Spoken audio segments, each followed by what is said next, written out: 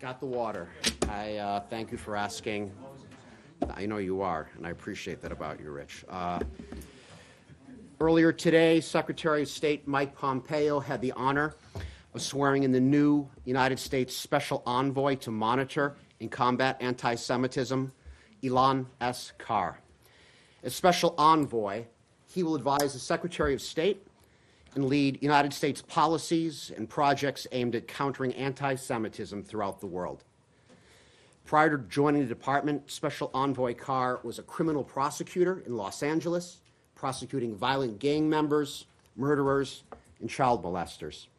He's an officer in the United States Army Reserve and has given 2 decades of service to the United States military, including in support of Operation Iraqi Freedom. Mr. Carr has also played a central role in opposing the anti-Israel boycott, divestment, and sanctions movement on college campuses across the world. It's my pleasure to introduce you today to Special Envoy Ilan Carr, who has a few words to say at the top, and they'd be happy to take some questions. Please. Thank you, Robert. Ladies and gentlemen, good afternoon. It was a great honor to be sworn in this morning by the Secretary, and an even greater honor to work on this issue as part of an administration committed in unprecedented fashion to the fight against anti-Semitism, to the protection of the Jewish people throughout the world, and to the support for the Jewish state. And our priorities as we go forward will be to address the growing attacks against Jewish communities that we're seeing throughout many parts of the world. A recent survey shows that nearly 80% of the Jews of Europe regard anti-Semitism as a growing problem in their country and are afraid for their safety. So our concern is going to be, first of all, to reduce the feelings of insecurity among Jewish communities throughout the world. Second of all, we're going to be looking at the indoctrination of anti-Semitic hate in the next generation.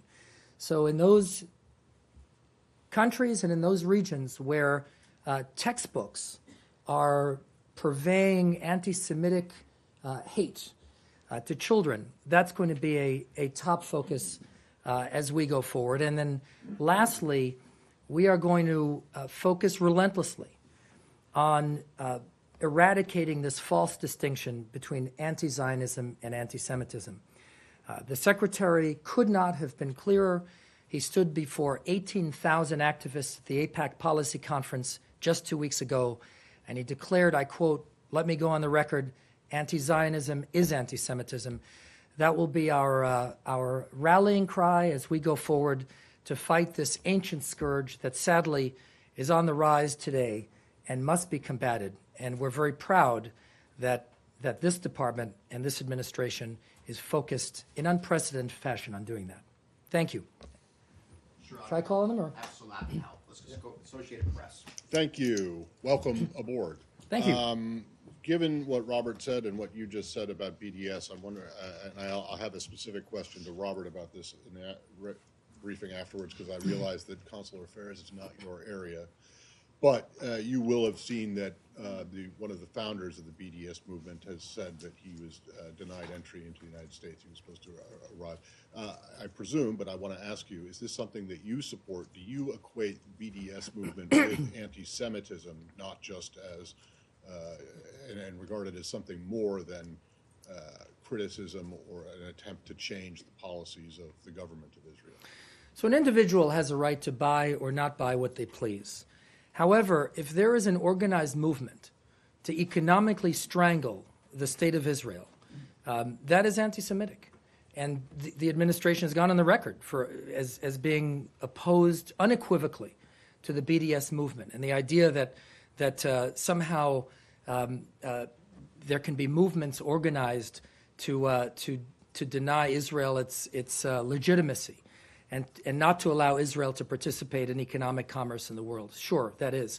Hatred of the Jewish state is hatred of the Jewish people, and that's something that's very clear, and that is our policy. Well, but so you're convinced that BDS is actually hatred of the Jewish state and not just opposition to the government of the Jewish state's policies? So like I said, a person can decide what they want to buy, but if there is a movement that is dedicated to strangling the Jewish state out of existence, that is anti-Semitism. Okay, last one.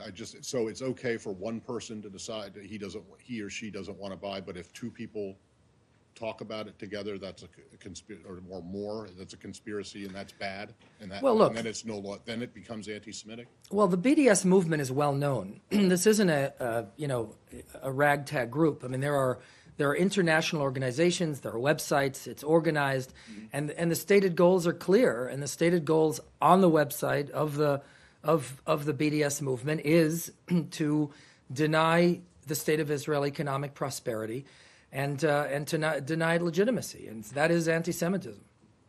Nadia.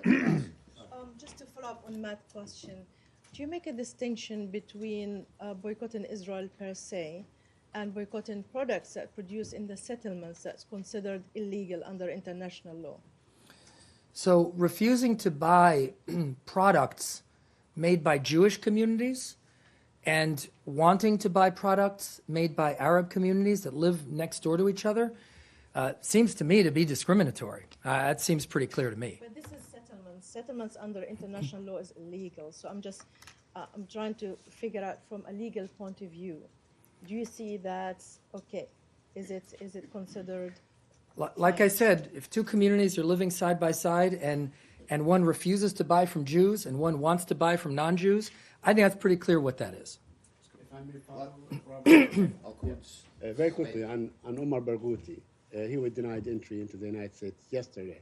Now, he's been here many times before. He was invited by NYU, he was invited by American groups. He was coming to attend his daughter's wedding here in the United States of America.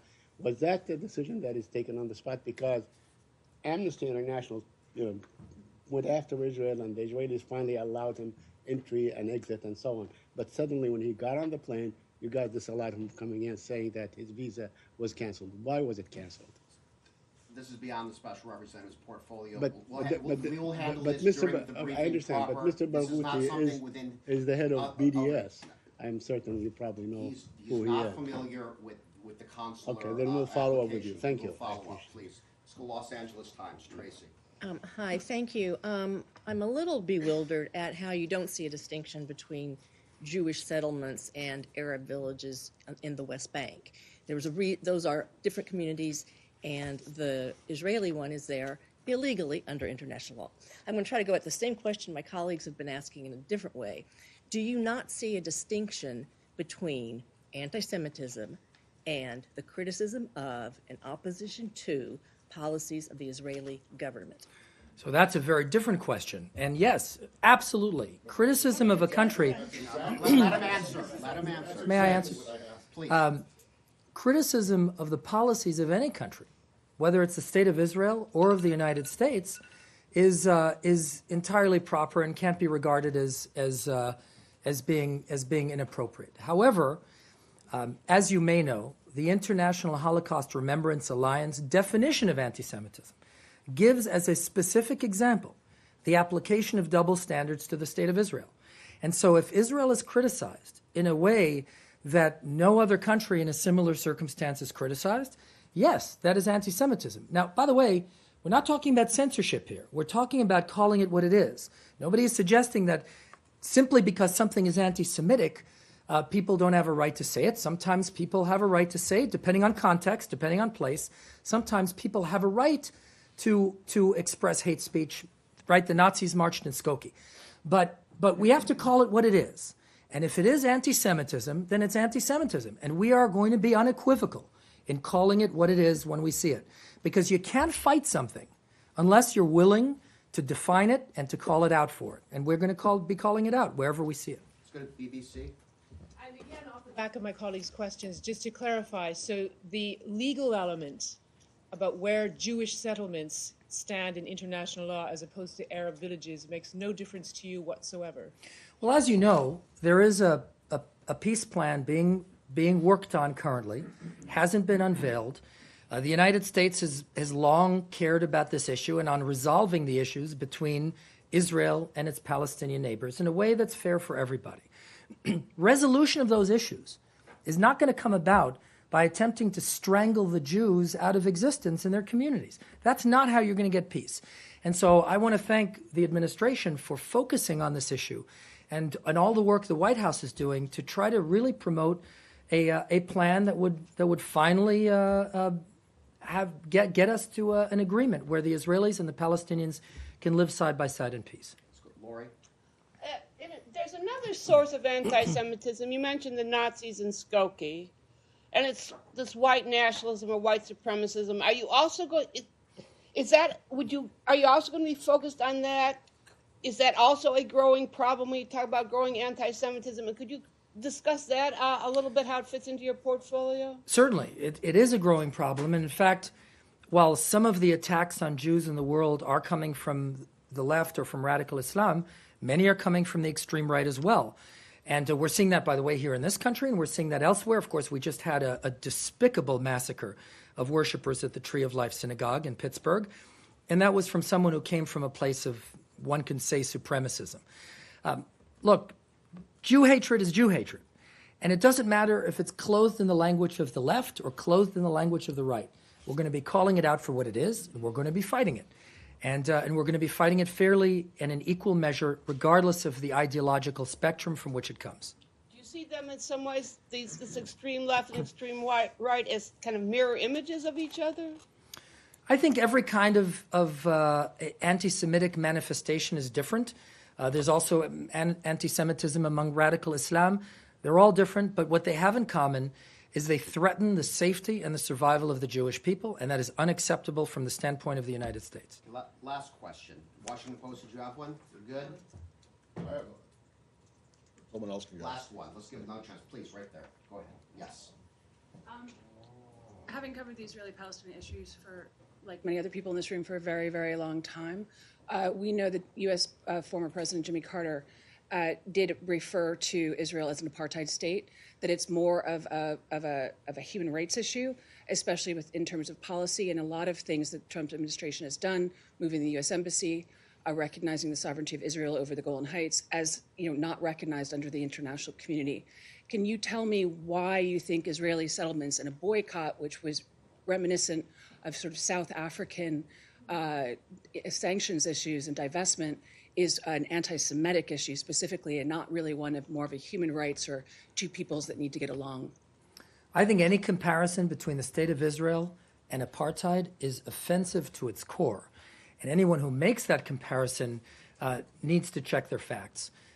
Israel is an exemplar of a democracy with democratic values where all citizens of Israel not only vote, but have representation in the Knesset, including, by the way, in the election we saw just yesterday. And so any notion that the State of Israel, which is a shining example of a democracy and a shining example of an American ally, one of our best allies, any suggestion that the State of Israel in any way, even remotely, reflects apartheid is offensive. One more. We're done. Thanks for now. Thank you. We're done. Thanks. Question? Thanks. Robert, Excellent. thanks so much. Special Envoy Carter, thank you. You are a... Thank you, ladies and gentlemen. All right. Perfect. All right. Oh, I want my water. Hear and answer questions about what you're going to do about European communities. We're going to move on.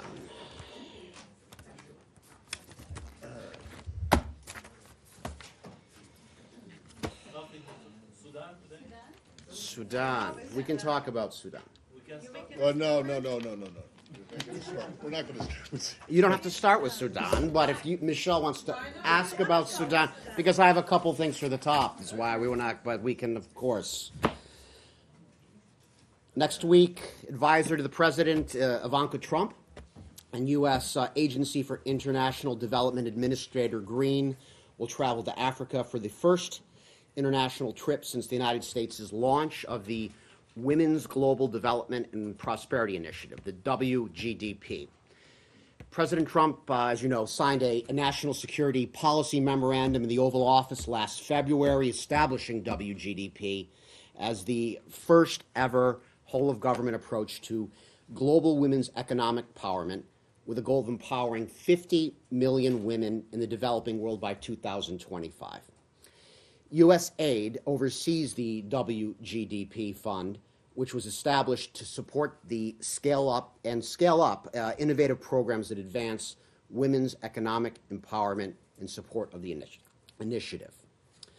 The delegation will make their first stop in Ethiopia and will be accompanied by OPIC acting president and CEO David Bohidjian to announce a new OPIC 2X initiative and host a women's economic empowerment dialogue. Ethiopia's leadership has led critical democratic reforms and is seeking to advance women's economic empowerment.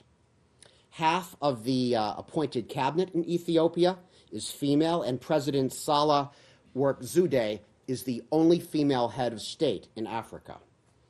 With Ethiopia as the third largest diplomatic country in the world, the delegation will have key dialogues with the United Nations and the African Union commissioners to work on Pillar 3 of the WGDP's mission to break down legal and cultural barriers that prevent women from reaching their full potential in their local economies.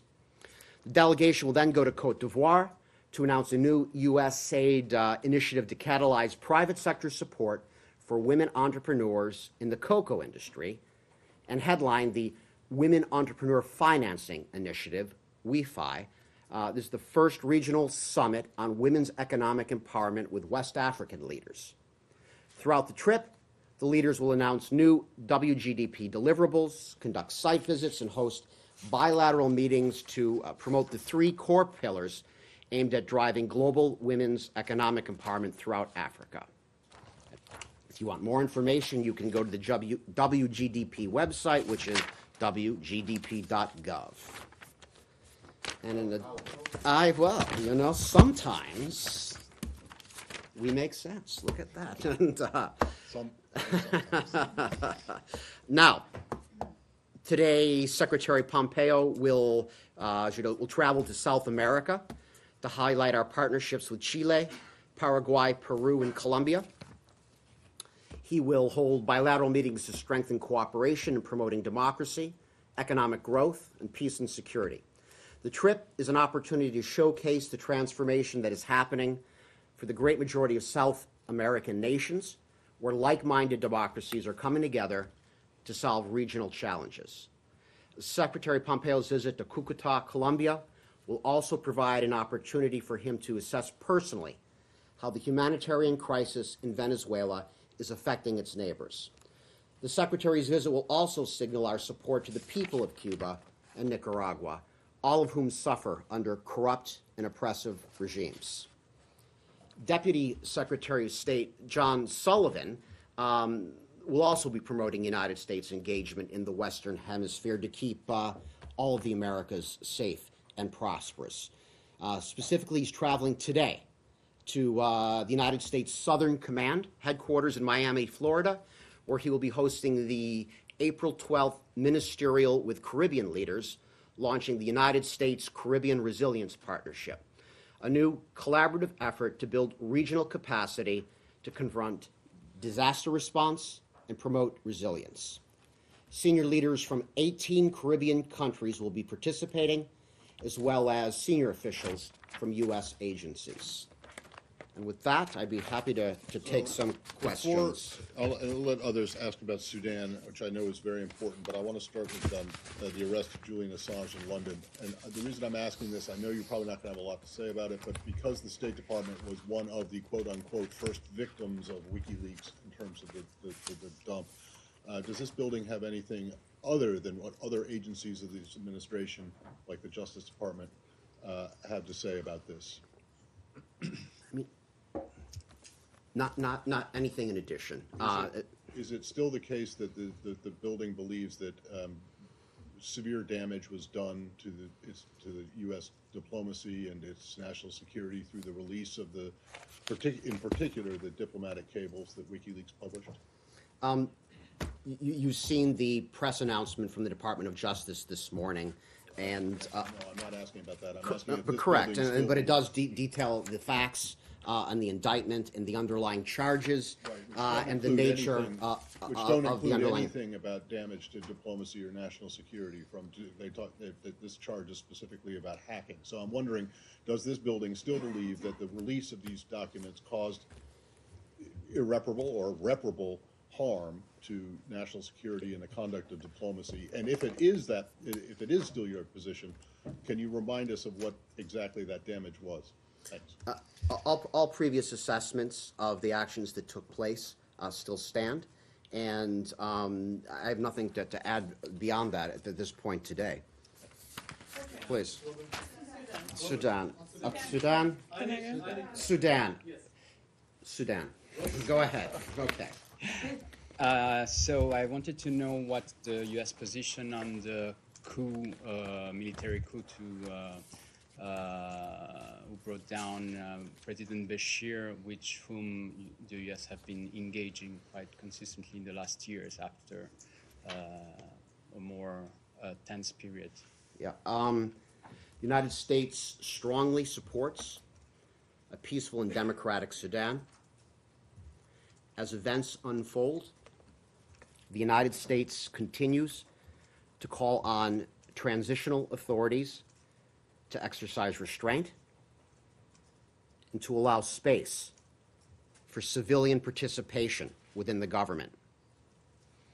We commend the people of Sudan for their resiliency and their commitment to nonviolence as they express their legitimate demand for inclusive and representative government that respects and protects human rights.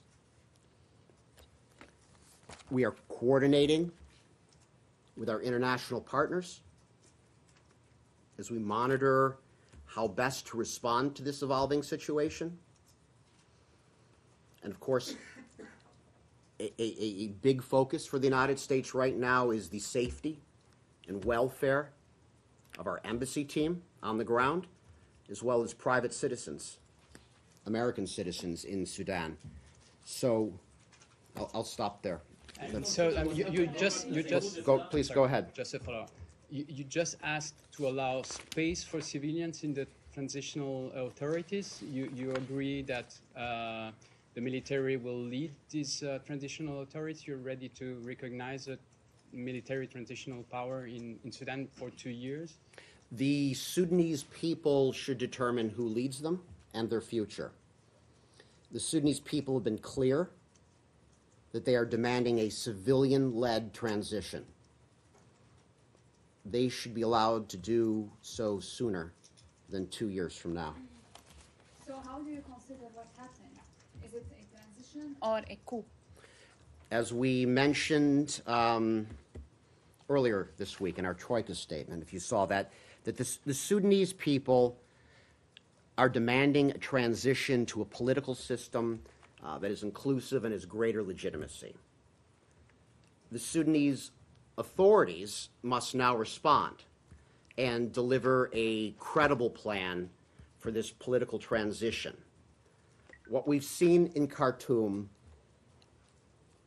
is certainly a historic moment for the people of Sudan. People have clearly voiced their opinion on wanting a new, inclusive, and representative government. But the leader, he's still in your OFAC list. Today, the State Department confirmed that for me, State Department spokesperson. So are you going to deal with him? I'm sorry, what is your question? The defense minister who's sanctioned by you. Yes, the OFAC list. Well, what I would... Excuse me? No, so his name is Mr. Auf. Right. Adding. Okay. Well, we are suspending upcoming Phase 2 meetings. However, we remain open to engagement that would support meaningful progress in key areas of mutual interest with leaders who are willing to address the Sudanese people's legitimate demands. And as far as how we go, we are continually assessing how best to respond and support the rights of those in Sudan as they express their legitimate grievances. Are you saying that the U.S. backs a civilian-led transitional government as the protesters are demanding? What I said is the Sudanese people should determine who leads them in their future. And the Sudanese people have been clear and are demanding a civilian-led tradition. And the United States position is the Sudanese people should be allowed to do so sooner than 2 years from now. When was the phase 2 meeting that you're suspending? I don't have the exact dates on when those next meetings were scheduled for. The U.S. doesn't support the 2 years military transition that has been announced today. Should be done sooner than 2 years, correct. But- Please, go ahead, Reuters. Can you please Leslie. explain to me what the phase 2 meetings are, number one? And number two, can you explain what do you believe should happen to Bashir? The previous administrations have called for him to face the ICC for atrocities in Darfur and others. Would this administration support the same? Start with your second question. We have been consistent on that question in the past, and we believe that the victims of Darfur deserve justice, and that accountability is essential for achieving a stable and lasting peace in Darfur. And the United States continues to call for those responsible for the horrific crimes that were committed in Darfur to be held accountable for those actions. Held accountable by the FCC? I'm not going to get into specifics on how accountability is held today, but we continue to be called for accountability.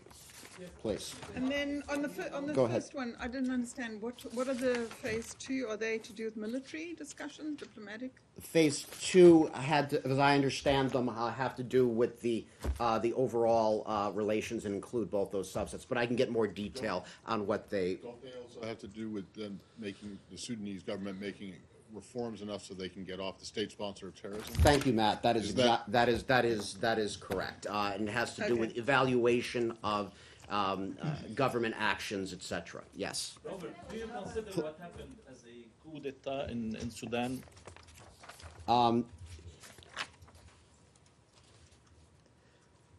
It's a historic moment for the people of Sudan. The We know Sudanese that, but do you people consider it have as a- clearly as a coup? voiced their opinion, and we continue to monitor the situation there. It remains fluid. At this time, we don't have a final assessment on that situation. As facts become more clear, then we may be able to make an assessment. And will you deal with the Minister of Defense as the head of the executive branch now?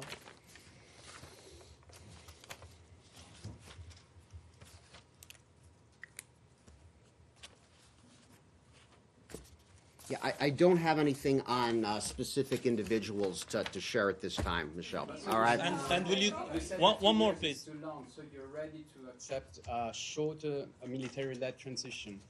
We would like to see the will of the Sudanese people come to fruition as quickly as possible. Robert, one more on the U.S. Embassy in Khartoum. Will you Right. keep the U.S. Embassy open there?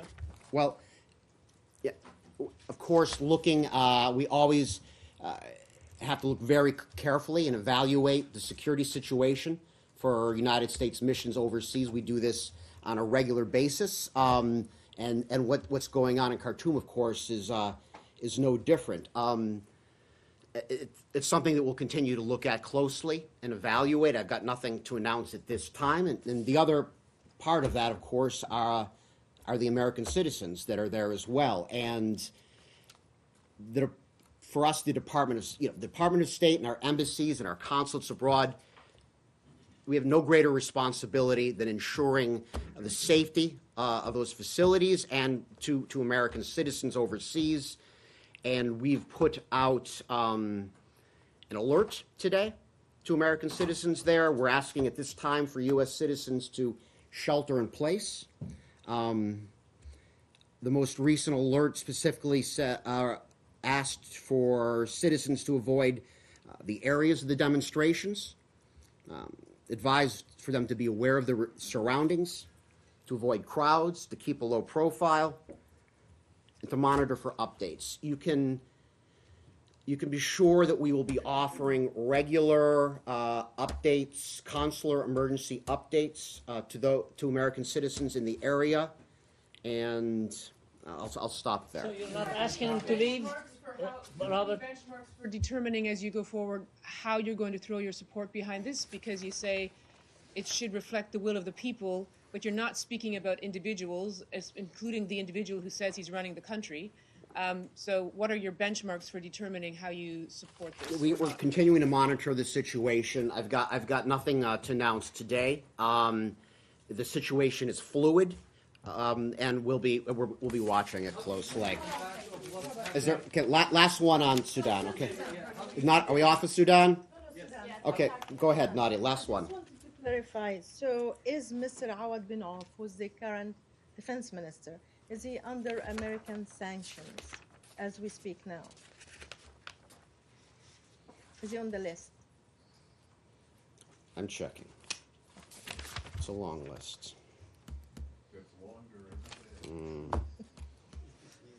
Yeah.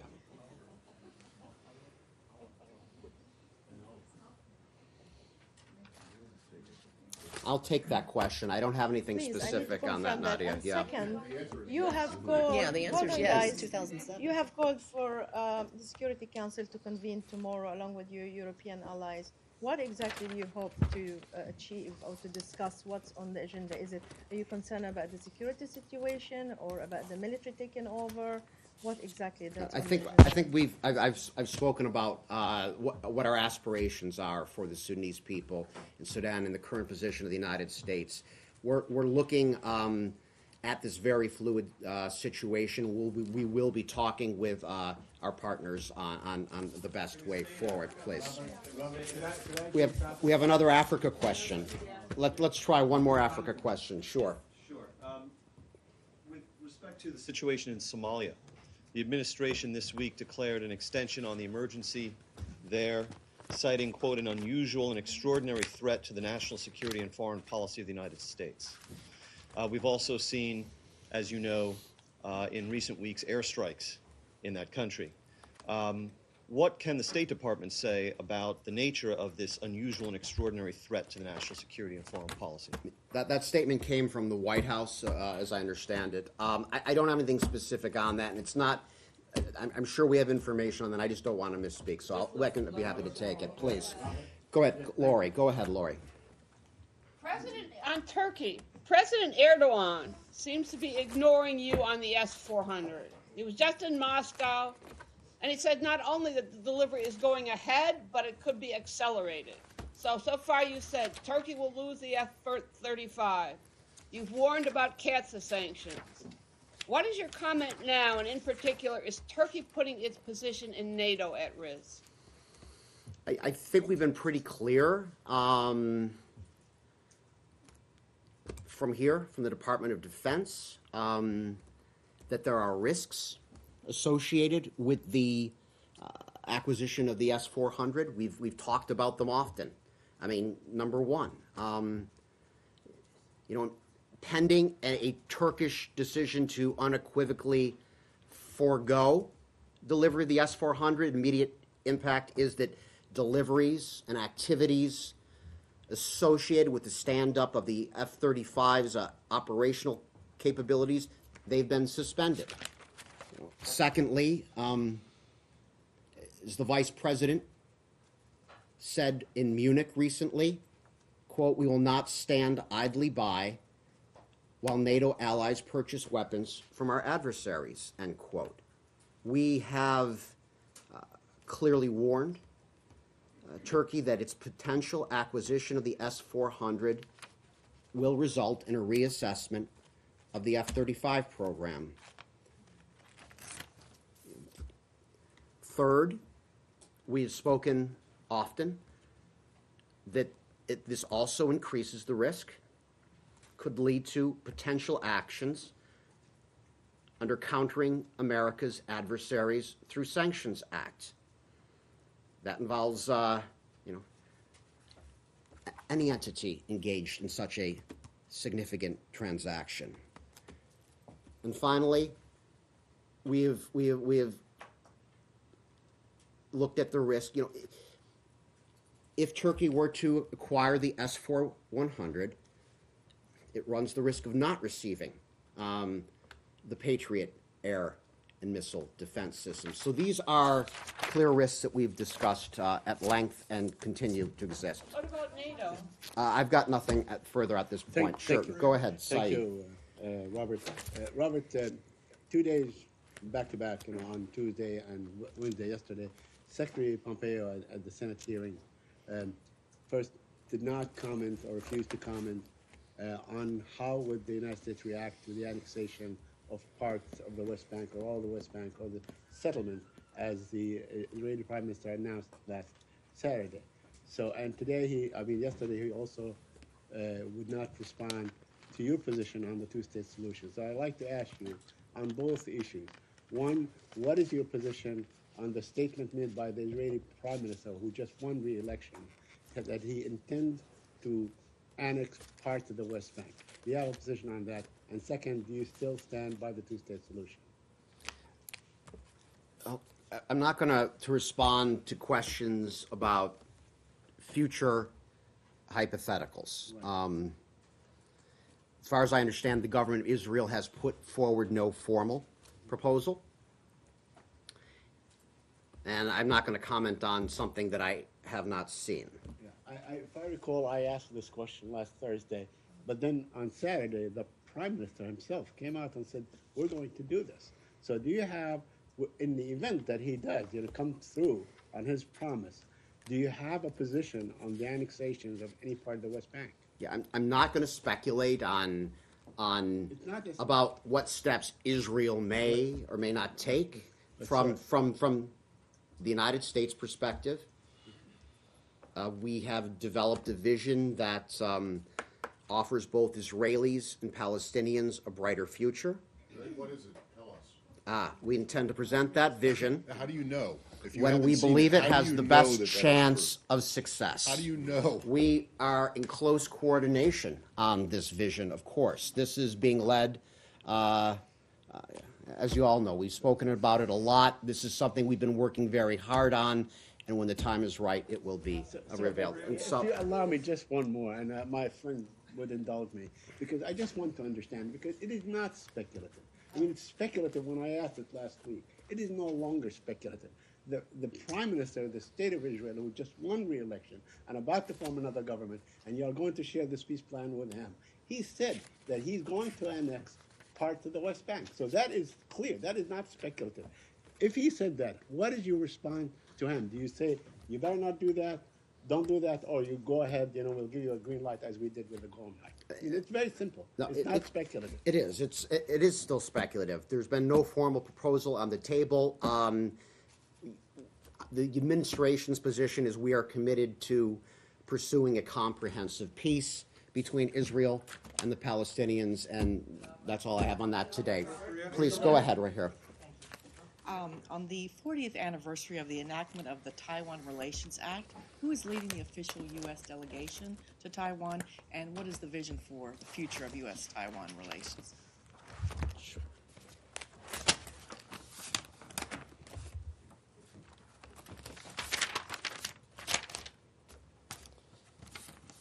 So, let me start by saying that our One China policy, based upon the 3 joint communiques and the Taiwan Relations Act, that's not changed. But the United States considers Taiwan to be a vital partner, a democratic success story, and a force for good in the world. To celebrate 40 years of friendship and partnership between the United States and Taiwan since the signing of the Taiwan Relations Act, the American Institute in Taiwan is holding a year-long campaign in 2019, and it's called AIT at 40. Next week is part of that year-long celebration, commemoration. We'll be moving into our new facility there. And there is a delegation that's going to be headed that way, and it is led by former Speaker of the United States House of Representatives, Paul Ryan. Robert, Okay. can you go back to the Barghouti visa question, or barring entry question? Sure. I thought Saeed was going to do, but he didn't. So can you explain why exactly he has been denied entry with while he has a visa that he says is valid until 2021? Matt, as you know, visa records are confidential under United States law, so I can't discuss the details of individual visa cases. Less than a week ago, Robert, this building, I'm reading, quote, from prepared guidance when the prosecutor of the ICC had her visa revoked. In this case, quote, this is the State Department, in this case where Prosecutor Bensouda has publicly stated that her visa has been revoked, we confirm that the prosecutor's visa to the United States has been revoked. Mr. Barghouti says that his visa has been revoked or that he was denied entry. Why is there a double, why is it not consistent? And I knew that you were going to get in trouble with this. I just didn't think that it was going to be literally less than a week after you confirmed someone else's visa revocation. The visa revocation of last week, as I understand it, was, that we put out a statement. Is that what we did? I can't recall. It was an answer that was provided by email. It wasn't. I don't know if it was a formal statement, but it was official, cleared guidance. But I don't think we put out any information on the underlying visa application, for example, or the underlying. Has this guy's visa been revoked or not? Right. Has he been denied entry under some other for some other reason because he has a valid visa? We can't speculate. I'm not asking you to speculate. We I'm can't asking you to tell me speculate. what happened. All right. Why didn't he get? Why wasn't he allowed to get on the plane? I can't tell you why he may or may not have been eligible for a visa. Whenever He has a visa. whenever someone applies for a visa, the consular officer reviews the facts, determines whether that applicant is eligible for the visa based upon United States law. So what I can say is this. This kind of gets at your question, I think. U.S. law does not authorize the refusal of visas based solely on political statements or views. If those statements or views would be lawful in the United States, no matter, I'll stop there. Okay. Well, but how's the ICC prosecutor? Hold on. First of all, Mr. Barghouti had a visa that was already valid until 2021. So that explanation doesn't make sense unless you didn't revoke the visa. He was barred from getting on the plane for some other reason. But we need to know. The question is then, what was that reason and why? Because as we just heard from the anti-Semitism envoy, that it's not necessarily illegal. It's objectionable to the administration, but it's not illegal to not buy or to be supportive of the goals of BDS practices. Anyway, but based on that it is not legal to deny a visa to someone for speech or views that would be legal inside the United States. Exactly what did the prosecutor of the ICC do? That presumably it is legal in the United States to question alleged criminal conduct by members of the military. So what exactly, and I don't expect you to answer this now because I want to get something else, and that is on the Golan. But please take that question. I'd like to know what the prosecutor general of the ICC did to have her visa revoked, other than. Okay. So on the Golan, just last month, the president signed a proclamation on the Golan recognizing Israeli sovereignty over it. Did that have any legal authority? And the reason I ask is because I happened to be looking through the Foreign Affairs Manual not too long ago, like a couple hours ago, and in it, It says specifically, and this is the current one, it says U.S. policy recognizes that the Golan Heights is Syrian territory. So if the president's proclamation had any legal weight, why does the Foreign Affairs Manual still say that U.S. policy recognizes the Golan Heights is Syrian territory and that final status must be determined by negotiations? Can you answer that?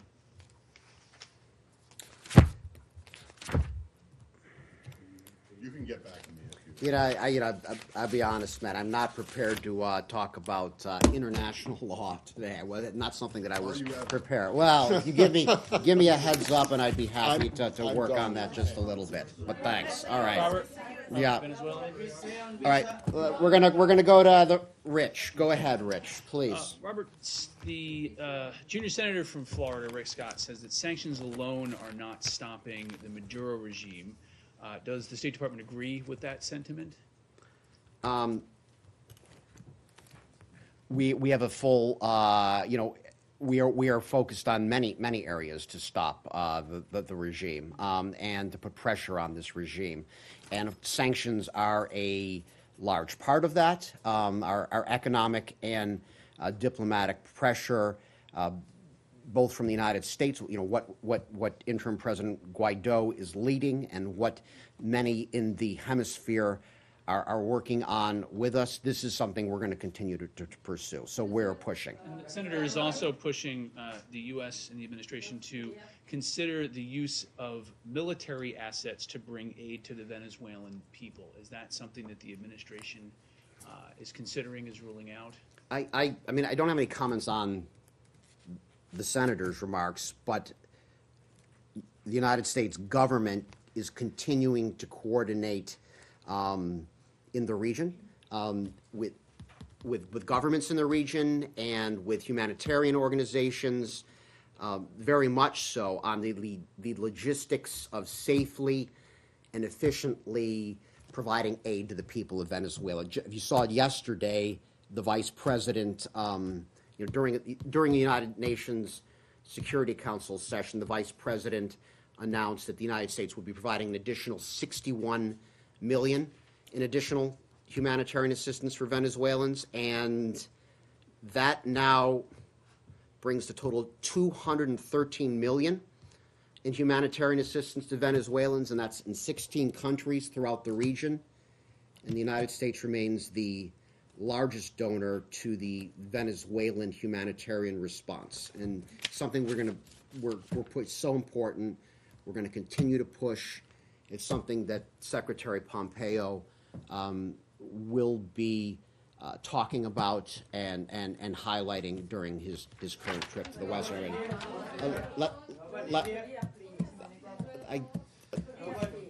Please go ahead. Two Americans were found dead in the Dominican Republic, and there's been major inconsistencies on the timing of their death and the cause of death. Are there U.S. officials investigating down there right now?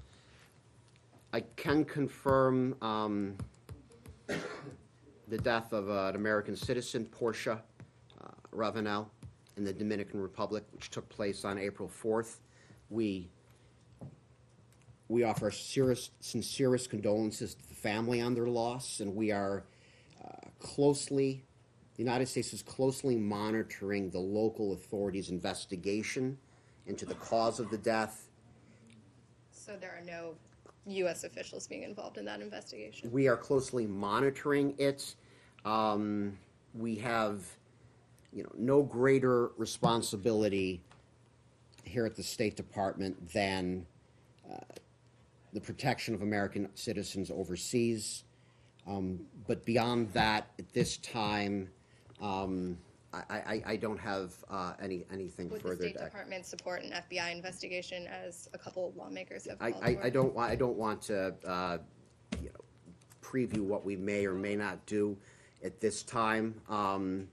There's an ongoing investigation being conducted down there, and the best source of information for that investigation would be the local authorities. Okay, last question.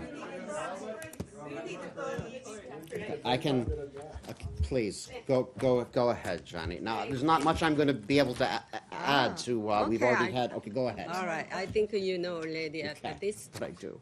Okay. Thank you very much. Okay, And, go ahead. Well, we need the third rules anyway, so. This morning, Secretary Pompeo met with South Korean President Moon.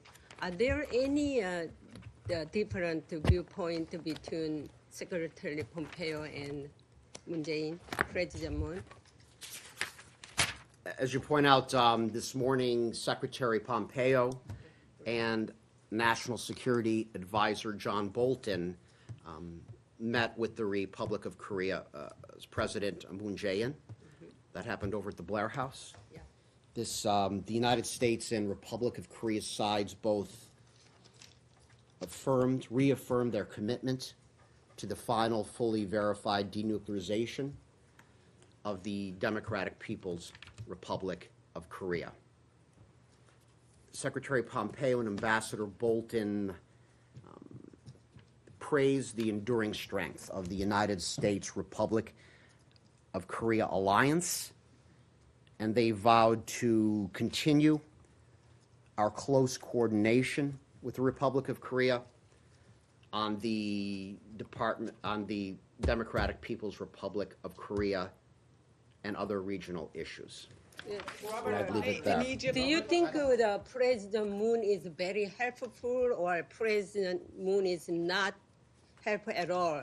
We have, the President has spoken today on just how helpful the Republic of Korea is an essential to this. And we coordinate so closely with them regularly, and the relationship is just, it's ironclad. And thank you all very much. So we'll stop there. All right. Thank you.